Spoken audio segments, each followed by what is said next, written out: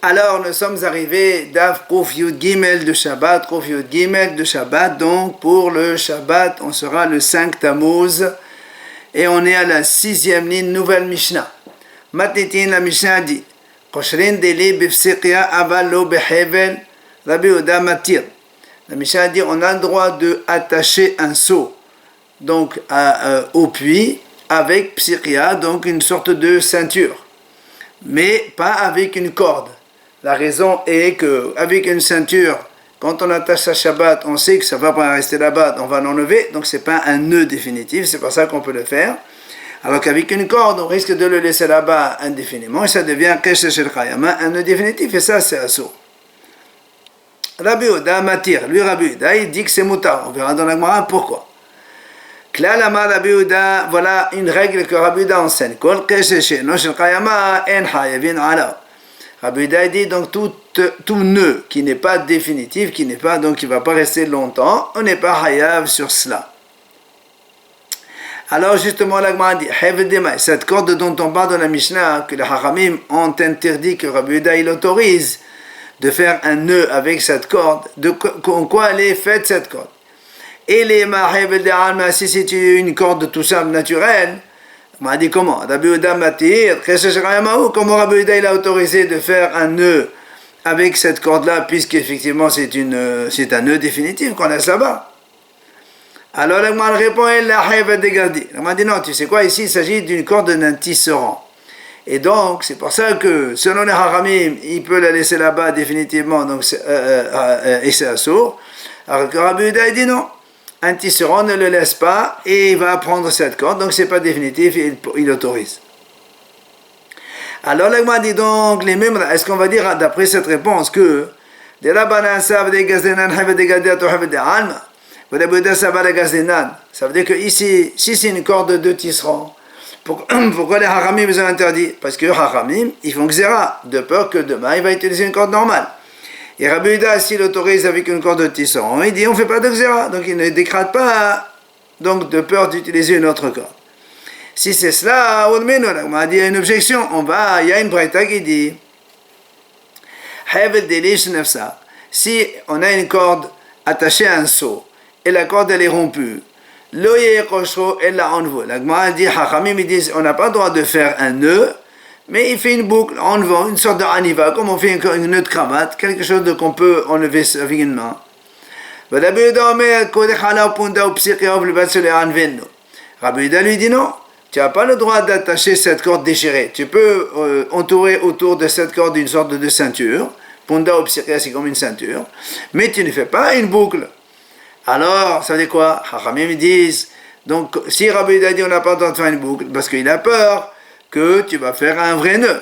Donc Rabbi Yehuda il est gozer, les Haramim enam gozrim, c'est le contraire de ce qu'on a vu tout à l'heure, que Haramim gozrim et Rabbi Yehuda non. C'est pour ça que moi dit Kasha de Rabbi Yehuda ad Rabbi Yehuda. Il y a une question de Rabbi Yehuda contre lui-même. Kasha de Rabbanan ad Rabbanan, une question de Haramim contre eux-mêmes. Viens la Gemara répond. De Rabbanan ad Rabbanan la Kasha. Il dit non. En vérité, il n'y a pas d'objection. Haramim quand ils ont dit Hevel behevel mihlaf, on va marcher à la mihalfa.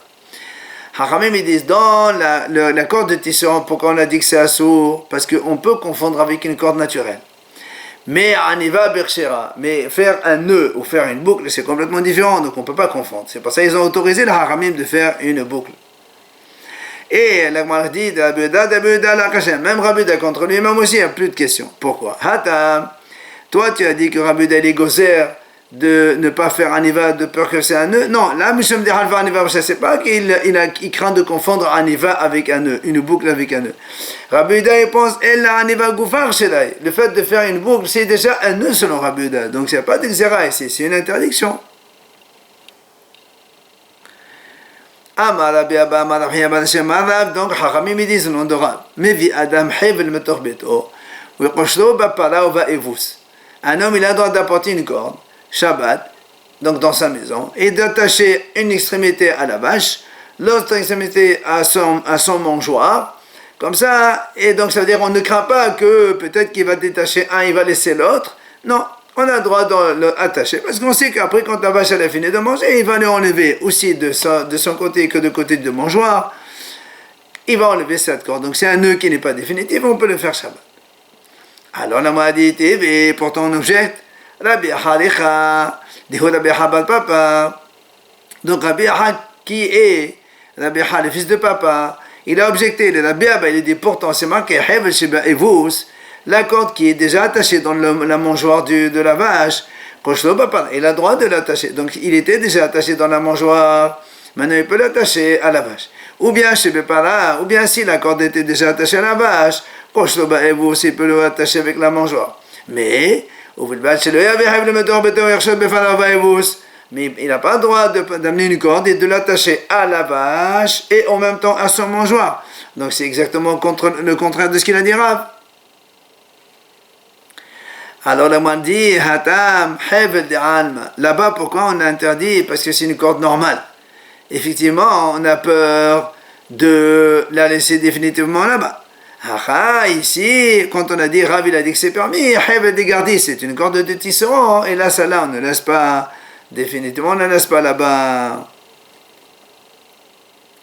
Amar, Rabbi Damar, Shmuel, Kele, Kevai, Motal, et Tatenan, Beshabbat.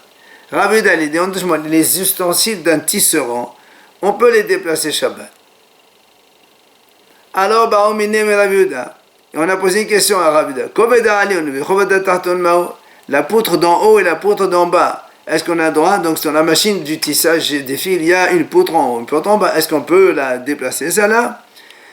Il m'a dit, il était en train d'hésiter, oui, non, il ne sait pas. Etmal. Et là, on ramène ici à Madame Rahman Amal Shmuel, Rav Nachman et Dion, de Shmuel, Kele Keva, et Motal et Tatenem Beshabbat. Afilou, Koveda, et non, Koveda Taton, Avalo, Ta'amodim. Donc, il est dit, les ustensiles d'un tisserand, on peut les déplacer Shabbat, même la poutre supérieure et la poutre inférieure, mais il dit, on n'a pas le droit de déplacer le poteau. Le hamoud, donc le poteau. Alors, Rabbi lui dit, Rav Nachman, quelle est la différence? Pourquoi tu as dit les poutres, on peut les déplacer, la colonne et le poteau, non? Et les Maderavet Gomot Gomot. Pardon, et les Maderavet Gomot, si tu me dis, parce que quand tu enlèves la poutre, tu vas faire un trou dans le sol. Gomot me met la caviar. Il dit, ça, je suis pas en train de les faire, ils deviennent tout seuls. C'est pas mon but. Et, Ditnan, et nous, on a enseigné dans la Mishnah, si quelqu'un, avant Shabbat, il vient mettre sous une vigne des navets, ou des radis, il vient les cacher. C'est pas pour les planter, c'est juste pour les cacher. Alors il dit, et certains hommes ici qu'il y a des feuilles qui sont donc découvertes au-dessus du sol. Avec quoi il pourra les tenir demain à Shabbat pour les prendre. Et il peut les prendre Shabbat. Et donc il les enlève de là-bas, d'en dessous du sol. Et il n'y a pas de crainte. Tu vas pas me dire, voilà, il y a sous la vigne, c'est planté. C'est pas planté, il les a cachés seulement. Tu vas pas me dire qu'il les a plantés. Si c'était une 7e année, il n'y a aucun problème. Ni même pas à cause du maaser. Tu vas pas me dire, puisqu'il les a mis là-bas, il faut prélever maaser sur ça. Non, ça s'appelle pas planter. Et on peut les prendre Shabbat. Or, quand tu vas les prendre de radis, ça va bien faire un trou en bas dans le sable. Et on a dit, on a le droit de le faire. Alors pourquoi les poteaux, tu as dit, on n'a pas le droit? Alors la moine répond, Basade, la atel ashoué gomot. Hacha babayet, atel ashoué gomot. La moine dit, il y a une différence. Dans les champs, quand tu l'enlèves là-bas, même s'il y a un trou, ça n'a pas d'importance. Il laisse. Alors que dans la maison où il y avait le poteau du tisserand, si tu enlèves le poteau, il y a un trou. Lui, il va risquer de combler le trou, parce que dans la maison, on veut que ça soit tout uniforme. C'est pour ça qu'on n'a pas autorisé d'enlever les poteaux, de les déplacer Shabbat, les poteaux des tisserands. Rabbi Yohanan, mais Rabbi Daba Levaï. Rabbi Yohanan, il pose la question, Rabbi Daba lui dit qu'il est Kevaï, les ustensiles d'un tisserand qui rendent Koveda, donc la poutre supérieure, la poutre donc inférieure. Est-ce qu'on a le droit de les déplacer Shabbat? Il lui dit non, on n'a pas le droit de les déplacer. Il dit maintenant pourquoi? La raison? Il lui dit parce que les fichiers nétanim, parce que même en semaine, on ne les déplace pas, c'est pas des choses qu'on déplace. Donc quand on ne les déplace pas, des choses qui sont lourdes, on ne les déplace pas. Ça devient moukse, on n'a pas le droit de déplacer même Shabbat. On passe à la Mishnah suivante. Maintenant, la Mishnah dit on a le droit de plier les vêtements Shabbat Même 4-5 fois, c'est-à-dire si les gens veulent, on met les vêtements, après on les enlève, après on les remet de nouveau, et à chaque fois on a le droit de les plier. Et on a le droit de faire le lit le vendredi soir pour le Shabbat, si on pense dormir, donc le Shabbat. Mais on n'a pas le droit de faire le lit Shabbat après-midi pour qu'il soit prêt samedi soir à la sortie de Shabbat. C'est Mechin Shabbat Lechol. Rabbi Ishmael Omer, Mekapelim Netakilim, Omasenet Ametut, Meyom Kippurim le Shabbat. Il y a Rabbi Ishmael dit, on a le droit de plier les vêtements, et on a le droit aussi de faire le lit, Miyom Kippurim, les Shabbats. Si Kippour c'est un vendredi, on peut faire ça un vendredi, les Revot Shabbat. Rabbi Akiva Omer, il manque une phrase, Vechel Be Shabbat, Kelvin Biyom Kippurim. Avalo Shalom Kippurim Shabbat. Donc il continue, Rabbi Ishmael dit, quand on fait les korbanot au Beit Hamikdash, c'est qu'on a encore des graisses du korbanot Shabbat, normalement on peut les mettre dans le feu samedi soir. Et bien même si samedi soir c'est Kippour, on peut aussi les mettre dans le feu. Par contre, Aval, mais si Kippour c'est un vendredi, il reste encore des graisses interdites à mettre sur le misbéach le soir du Shabbat, le vendredi soir pour brûler, ça il dit on n'a pas le droit de le faire. Rabbi Akiva Omer, lo Shabbat Kedvin Biyom Kippurim, lo Shalom Kippurim Shabbat. Rabbi Akiva n'est pas d'accord, il dit non, ni Shabbat pour Kippour, ni Kippour pour Shabbat, dans les deux sens, on n'a pas le droit de le faire. Donc on ne met pas les graisses interdites d'un jour pour l'autre quand c'est Shabbat et Kippour qui se suivent dans un sens ou dans un autre. Gemara, on revient donc à la première idée de la Mishnah quand on a dit on a le droit de plier les vêtements. Quand est-ce qu'on a dit on a le droit? C'est quand c'est un seul monsieur qui plie le vêtement, tout seul. Mais si c'est deux, ils se mettent à plier. Non, pourquoi? Là, parce que là, ils vont plier parfaitement. Et c'est comme si ils sont en train de réparer. Parce que quand on lève un vêtement, il se froisse, il n'est pas très beau. Et quand on le plie, on le rend joli. Et là, on a dit, quand est-ce qu'on a dit qu'avec un seul homme, c'est permis? Et là, quand les vêtements, ils sont encore nouveaux. Aval, Bishanim, mais s'ils sont anciens, là, on n'a pas le droit de les plier, même pas avec un seul homme. Les Hadashim Namelam, même les nouveaux, quand on a dit on a le droit, et la Bilfanim, quand ils sont de couleur blanche. Aval Bitzvorim, là, mais s'ils sont de couleur, vêtements de couleur, on n'a pas le droit, même pas quand ils sont nouveaux, parce que là aussi, ça les répare, ça les fait beaucoup plus jolis. Mais la Amran, quand est-ce qu'on a dit qu'on a le droit de plier? Quand est-ce qu'on a dit c'est-à-dire il n'a pas de quoi changer. C'est pas ça on lui permet de plier le vêtement pour pouvoir remettre après.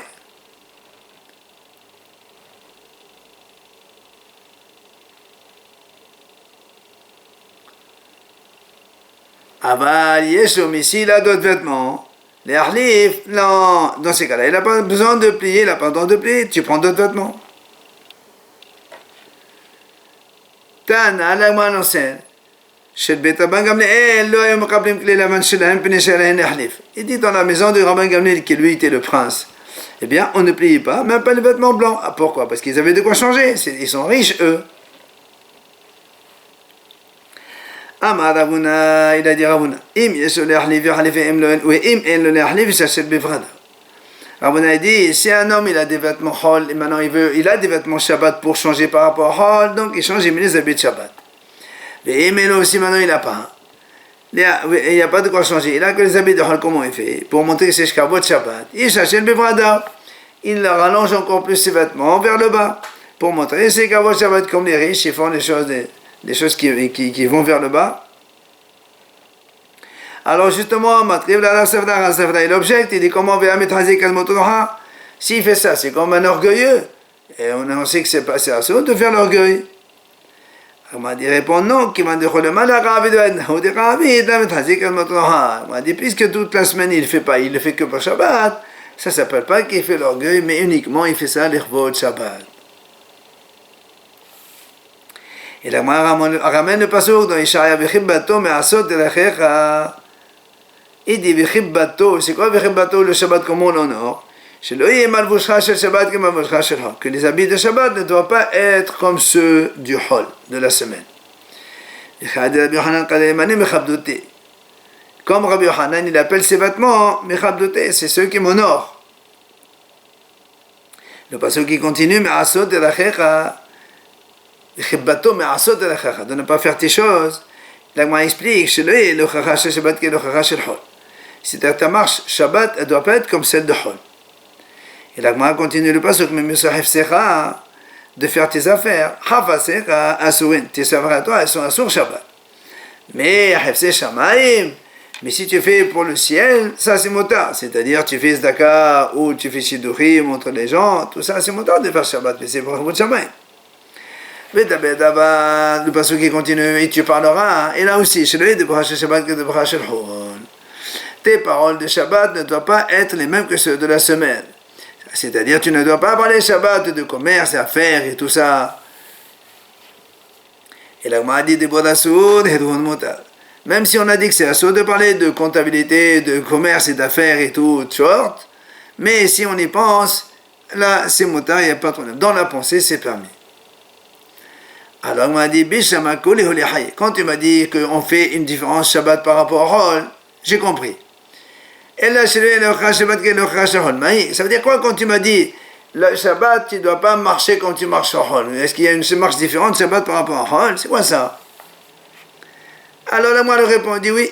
Il a dit Ravuna au nom de Rabbi Amnana, Malabeaba, Malavuna. Certains disent c'est Rabbi Abba, il a dit au nom de Ravuna. Il a dit, exemple, Hayam et Aler Beshabbat. Quelqu'un est marché dans la rue Shabbat. Ufaga Be'amat Amayim. Il a rencontré un cours d'eau. Alors il dit comme ça. Si il arrive à poser une première jambe, avant qu'il enlève l'autre, donc la deuxième jambe, donc il peut enjamber ce cours d'eau sans qu'il ait à sauter, alors il fait comme ça, motard. Sinon, s'il doit sauter pour passer, enjamber ce cours d'eau, alors c'est interdit. Donc ça, on n'a pas le droit de faire Shabbat, alors qu'on peut faire le Hol. Alors sur ce, Matriv la Rava, il objecte, il dit, comment tu veux qu'il fasse? Et les caves, si tu veux qu'il contourne tout le cours d'eau, alors quand il va marcher encore plus. Les Avad, si maintenant il passe, imaginez qu'il tombe dans le cours d'eau, et il va mouiller ses habits, il va faire essorer, tout ça. Et là, l'agma dit, puisqu'il n'y a pas d'autre possibilité, alors on autorise à sauter. Alors, l'agma dit donc, ou c'est qu'on a vu que la démarche de Hol, de Shabbat, elle doit être différente de celle du Hol. Et la il a dit, comme il a posé la question, Rabbi Shema ben Rabbi Yossi lui a dit, est-ce qu'on a le droit de faire des grands pas Shabbat? Amali il lui a dit, est-ce qu'en semaine c'est permis de faire des grands pas, que tu me dises, est-ce que Shabbat on a le droit de faire un pas? On dit que les grands pas, il dit comme ça le Rav, quand quelqu'un fait des grands pas, ça enlève 1/500 de la vision de l'homme, de la vue donc d'un homme. Et il lui dit, malgré tout, et quand il fera le kiddush le vendredi soir, et il boit le vin du kiddush, eh bien il récupère cette partie de vision qu'il a perdue. Alors Amalé, est-ce qu'on a le droit de manger de la terre Shabbat? C'est-à-dire, est-ce que ça veut dire, si on veut utiliser ça comme médicament, est-ce qu'il est permis ou pas? Il n'y a pas d'interdiction à cause de Sheirat Samamanim. Il dit, qu'est-ce que ça veut dire? Mais en semaine, on a le droit de manger le sable. Il dit, mais même en semaine aussi, c'est assaut de manger le sable, parce que ça fait tomber malade. Amar Rabbi Ami, il a dit Rabbi Ami, celui qui mange de la terre de Bavel, c'est comme si il a mangé de la chair de ses ancêtres. C'était comme nos ancêtres, ils étaient à Bavel, ils sont morts là-bas à Bavel. Et donc maintenant ils sont devenus de la poussière. Alors c'est comme si tu mangeais la chair de tes parents.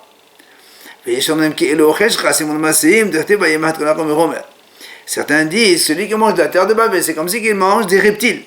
Parce que dans le déluge, c'est marqué que Hachem, il a effacé tout. Il a tout effacé. Donc tout a été réduit en poudre et on sait que tout a coulé vers Babel. C'est ce qu'il dit maintenant Amad et Shakish. La mangra shema Shin'ad. Pourquoi Babel s'appelle aussi Shin'ad? C'est comme était Mabou, tous ceux qui sont morts dans le déluge, ils ont été donc rejetés là-bas vers Babel. Amad Rabbi Yochanan, la mangra shema Metzula. Pourquoi Babel on l'appelle Metzula? Parce que Shekol mettait Mabou, tous ceux qui sont morts dans le déluge, ils sont arrivés là-bas, à Babel. Oui, on a dit tout à l'heure que certains ils disent que celui qui mange la terre de Babel, c'est comme si qu'il a mangé des reptiles. Alors on a dit, pourtant ils ont complètement fondu. Ah, on répond qu'il m'a démarré, étant donné que ça fait tomber malade de manger la terre, ils ont fait Xéra à cause de ça. Et la Gemara dit, il y a un monsieur justement, il a mangé Gadgishta, c'est-à-dire de la terre. Il a mangé des cressons. Et après, dans son ventre, les cressons, ils se sont implantés sur la terre qu'il y avait dans son ventre. Ça a poussé. Et évidemment, après, ça a donc, c'est rentré dans les branches ou les petites branches qui ont poussé. Ils sont donc sont entrés dans son cœur et ils l'ont tué. Il est mort, le monsieur.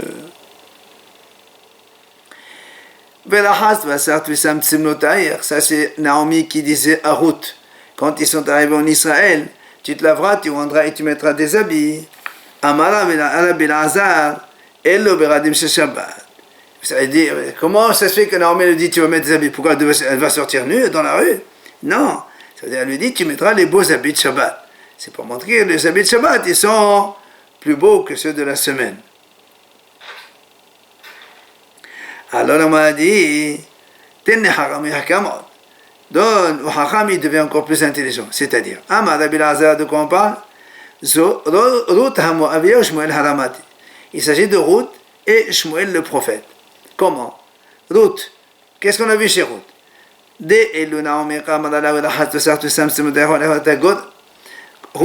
quand elle lui a parlé, elle lui dit tu vas te laver, tu vas te rendre et tu te fais belle, et après tu vas descendre dans la grange chez Boaz. Alors que quand la Torah là-bas dans la Megillah on raconte, c'est marqué comment elle a fait Ruth. D'abord elle est descendue dans la grange. Et après là-bas, c'est là-bas où elle s'est maquillée, elle s'est lavée, elle s'est faite belle. Parce qu'elle a dit, comme si je me fais belle et je sors dans la nuit comme ça dans la rue, comment les gens ils vont me prendre. Alors c'est pour ça qu'on dit qu'elle était intelligente, Ruth. Et alors, Shmuel, de quoi il s'agit? Quand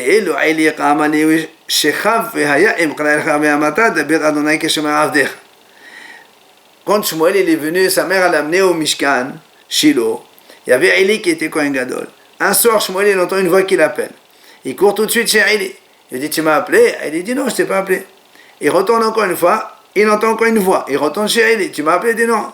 En fait, c'était Hachem qui voulait appeler pour parler à Shmuel. Alors Eli a compris. Il lui a dit à Shmuel, quand la prochaine fois tu entends la voix, tu dis Daber Hachem que Shmuel, parle Hachem car j'écoute. Ça c'est Eli qui a dit à Shmuel de dire cela. Alors que Shmuel, qu'est-ce qui est marqué? Qui dit c'est marqué, Shmuel. Donc le navire raconte comment Hachem, il a de nouveau, troisième fois, il a appelé Shmuel. Et cette fois-ci, il va y Shmuel. Daber qui Shmuel. Shmuel dit parle, j'écoute. Il n'a pas dit, comme il lui a dit, il est là, Daber Hachem. Il n'a pas prononcé le nom d'Hachem pour rien, parce que Shmuel a dit peut-être que c'est pas Hachem qui me parle. Donc là aussi, c'est la chokma de Shmuel. Et comme on parle de Ruth, c'est marqué, elle est allée et elle est arrivée, enfin elle est revenue, et elle est accueillie dans les champs. Amad Abilazar, a priori il y a une question. Comment il fallait marquer, elle est allée, elle est accueillie dans les champs, et après elle est revenue. C'est pour ça qu'il a dit Rabbi Elazar, c'est-à-dire en fait, elle est allée, elle est revenue, elle cherchait des gens bien avec qui elle pouvait aller faire la cueillette, donc des pauvres.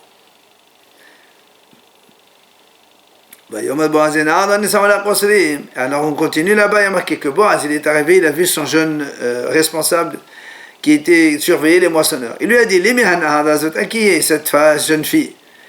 Alors la Gemara a posé une question, est-ce que Boaz il a l'habitude de demander auprès des filles?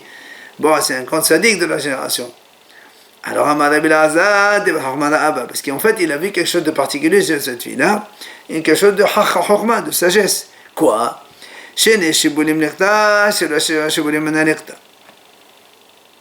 Quand elle voit deux épis qui tombent, là, effectivement, c'est les pauvres, ils peuvent prendre.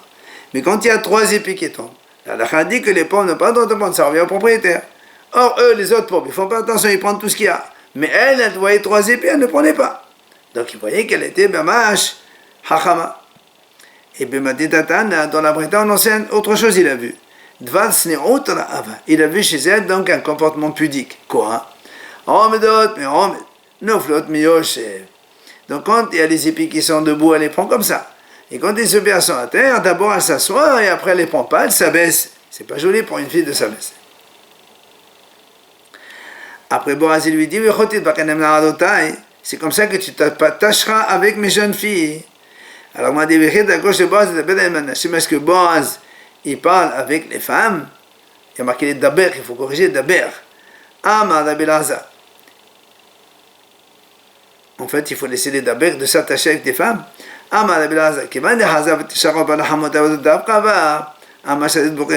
Comme il a vu que Orpa, l'autre belle-fille, elle a quitté la belle-mère Naomi alors que Ruth, elle s'est attachée, il a dit dans ces cas-là, moi aussi j'ai le droit de m'attacher avec cette jeune fille.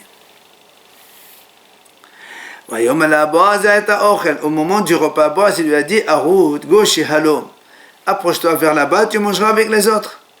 Il lui a fait une allusion quand il lui a dit cette phrase halom. Dans le futur, le royaume de David va sortir de toi. Parce qu'à propos de David aussi, c'est marqué Derti be halom. שנאמר, ויבוא ממנו דוד ואיש לפני אדוני, ויאמר מי אנוכי אדוני אלוהים, ומי ביתי, כי הביא אותני עד הלום. Donc tu vois bien, il y a marqué le mot halom, parce que David Amelech, il est devenu roi.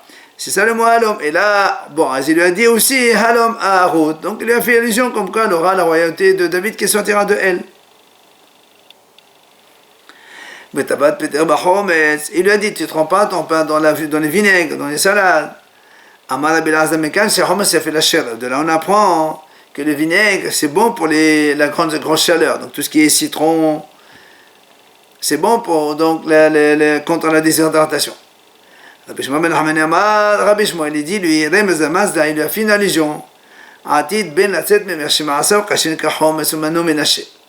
Il va sortir de toi dans le futur quelqu'un que ses actions ils sont dures comme le vinaigre. C'est qui? C'est Ménaché. C'est Ménaché, le fils de Hizkia qui a fait la Avodah, etc. Elle s'est mise à côté des moissonneurs. Elle s'est mise à côté, sur l'extrémité, pas au milieu de tous les moissonneurs.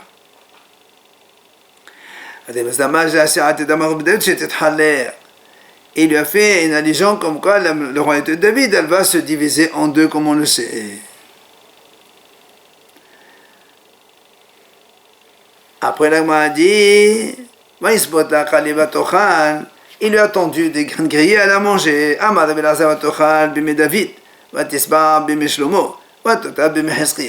Elle a mangé à l'époque du roi David. Et elle s'est rassasiée à l'époque de Shlomo. Et alors on a laissé encore à l'époque de Hizkia. Mais il y a une autre version qui dit elle a mangé à l'époque de David et Shlomo. À l'époque de Hizkia, elle était rassasiée. Tout ça, ce sont des signes de richesse et beaucoup d'argent. Donc celui qui s'occupait des chevaux de Rabbi, il était arrêté de Meshivou Maka, plus riche que le gouverneur donc de l'époque. Enfin,